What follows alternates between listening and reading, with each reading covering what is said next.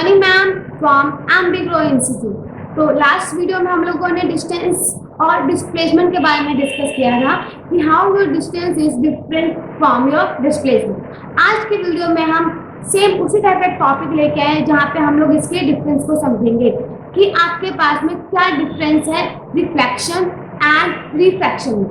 तो आज हम ये वीडियो डिस्कस स्टार्ट करने जा रहे हैं पहले इनके इंट्रोडक्शन के साथ। मैंने यहाँ पे लिख दिया आपके पास में रिफ्लेक्शन। अब रिफ्लेक्शन क्या होता है? Reflection is the process of bending of light from any surface of matter. मतलब मैंने ये ले लिया आपके पास में एक सरफेस, ठीक है, यहाँ पे मेरे पास में लाइट, ये मान के चलिए लाइट की रे यहाँ पे फॉल हुआ और फॉल बनने के बाद, फॉल होने के बाद ये इससे टकरा के वापस चला गया। This is your incident ray, this is your reflected ray.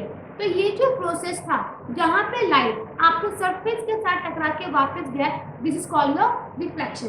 तो I am just drawing here that diagram.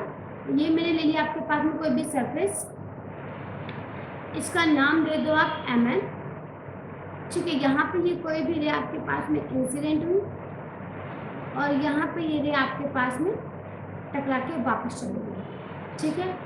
तो ये हम एक इमेजनरी लाइन ड्रॉ करते हैं जिसको हम लोग क्या बोल लेते हैं, नॉर्मल टू द सरफेस, होगा इसको हम लोग नॉर्मल प्रिंसिपल एक्सिस बोलते हैं, ठीक है। ये आपके पास में हो गया इंसिडेंट रे, ये हो गया आपके पास में रिफ्लेक्टेड रे,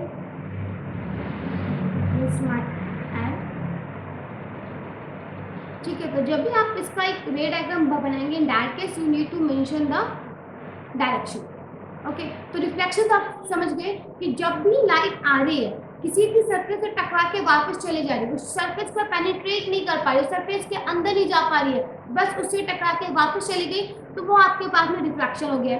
अब बात करते हैं रिफ्रैक्शन का। रिफ्लेक्शन हो गया बाउंसिंग ऑफ लाइट, तो रिफ्रैक्शन क्या होगा? तो इस केस में हम लोग मिरर ना लेके लेंस लेते, तो ये ले लिया मैंने आपका लेंस, ये मैंने ले लिया कॉन्वेक्स लेंस, ठीक है। तो यहाँ पे जब लाइट, इसके भी लिए हम लोग एक सेंटर से एक लाइन मान लेते हैं जो पास कर रहा होता है, अगेन जो नॉर्मल टू द सरफेस होता है, इसको हम लोग बोलते हैं प्रिंसिपल एक्सिस। सिमिलर इसके, तो ये था आपके पास में radius of curvature. Always remember कि radius of curvature is a double of your focal length, ठीक है। अगर फोकल लेंथ 2 सेंटीमीटर होगा तो रेडियस ऑफ कर्वेचर आपके पास में 4 सेंटीमीटर होगा।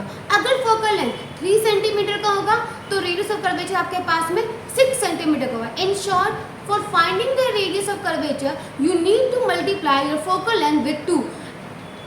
ये दोनों के दोनों केस में वैलिड है, okay. Either it is your mirror और योर लेंस, ठीक है। तो आप समझ गए हो। तो यहाँ पे आप देख सकते हो बेटा कि जो मैंने यहाँ पे जो आपके पास में ये जो केस लिया है रिफ्रैक्शन वाला, यहाँ पे मेरे पास में अगर कोई लाइट प्रिंसिपल एक्सिस के पैरेलल गई है तो वो बाउंसिंग बैक नहीं हुआ, वो उस मीडियम से होके चली गई है और जो प्रिंसिपल एक्सिस के गई है तो वो आपके पास में एफ पॉइंट से कट करते हुए निकल गई है। तो हम ये कह सकते हैं that in case of refraction there is a bending of light. क्या होता है? लाइट आपके पास में बेंड कर जाती है, वो बाउंस बैक ना होके बेंड कर जाएगी, ईदर टुवर्ड्स द नॉर्मल और अवे फ्रॉम द नॉर्मल। तो इट डिपेंड्स कि आपके पास में कौन सा इंस्ट्रूमेंट ले लें। लेट सपोज मैं अगर प्रिज्म लूँगी तो इससे मेरे पास में डाउनवर्ड चला जाएगा।